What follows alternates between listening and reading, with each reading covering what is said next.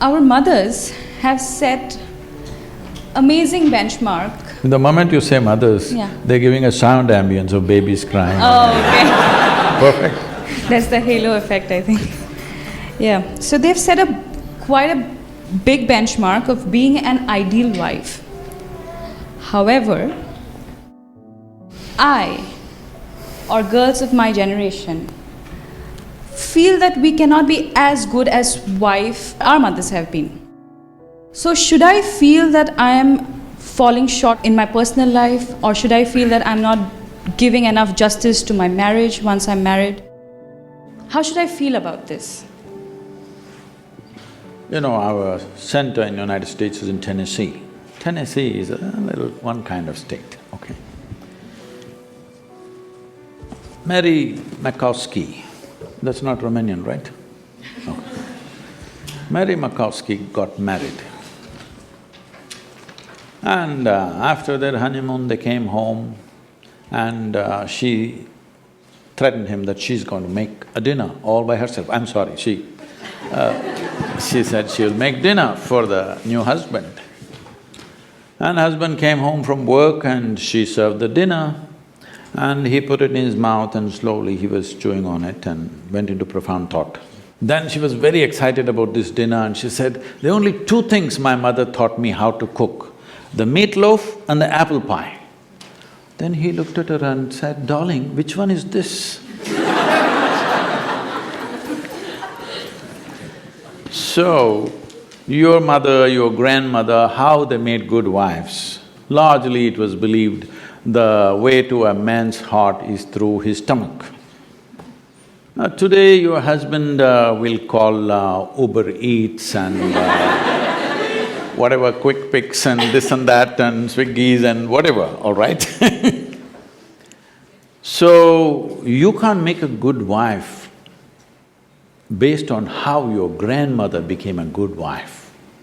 You can't become a good wife based on how your mother became a good wife.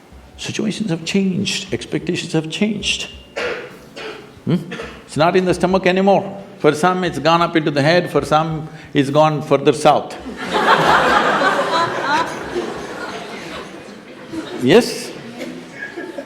So, you don't do that. Essentially, what a husband and wife means is, because you're not geared, most people are not geared, very few people in this world are geared to make this journey of life all by themselves. They're organized enough within themselves totally.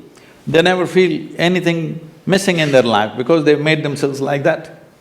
But most people need somebody else to lean on, either emotionally, psychologically. There are needs in a human being, physical needs, psychological needs, emotional needs, maybe social needs, economic needs, variety of needs.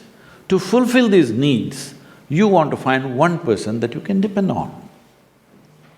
Because it's very difficult even to find one person with whom you can share everything that you have, your body, mind, emotion and works. So this is the idea. Formalizing it is so that every time you get some little friction, you don't fall apart, so little tying up so that things don't fall apart very easily, all right? Nothing else. The biggest mistake humanity made was, they started saying marriages are made in heaven, that's why it's such a mess. No, it's done here. If you see, marriages are made between us and we took responsibility for who we are, we could have made it work, but the damn thing is made in heaven. Not suitable here, it's because it's alien stuff. Everything is a mess because you think it's made elsewhere by somebody else.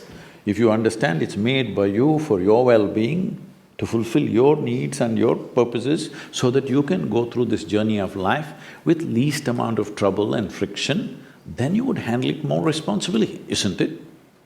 And according to contemporary needs, not how your grandmother did her marriage. You can't do it that way because expectations and situations have completely altered themselves.